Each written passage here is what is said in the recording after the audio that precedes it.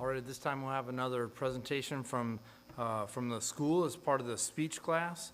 And this is similar to the last one. It's out of a famous sermon. This is from Sinners in the Hands of an Angry God, which is by Jonathan Edwards, and first delivered July 8th, 1741, with the text of Deuteronomy 32:35.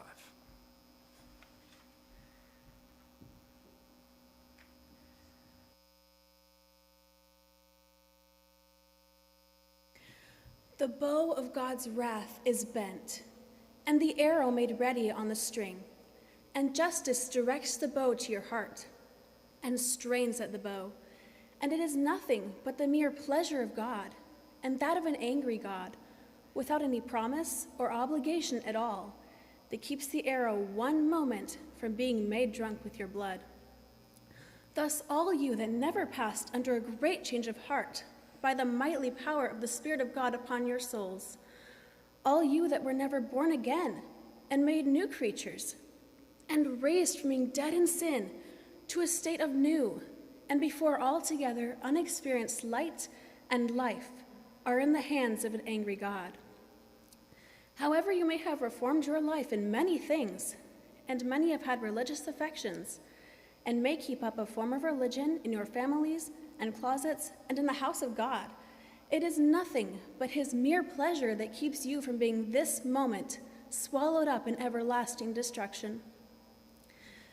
However unconvinced you may now be of the truth of what you hear, by and by you will be fully convinced of it. Those that are gone from being in the like circumstances with you see that it was so with them, for destruction came suddenly on most of them, when they expected nothing of it, and while they were saying, peace and safety. Now they see that those things on which they depended for peace and safety were nothing but thin air and empty shadows. O sinner, consider the fearful danger you are in.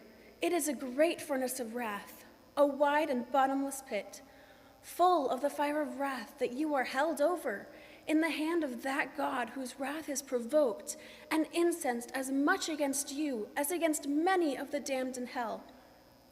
You hang by a slender thread, with the flames of divine wrath flashing about it and ready every moment to singe it and burn it asunder. And you have no interest in any mediator, and nothing to lay hold of to save yourself, nothing to keep off the flames of wrath, nothing of your own, nothing that you have done, nothing that you can do to induce God to spare you one moment.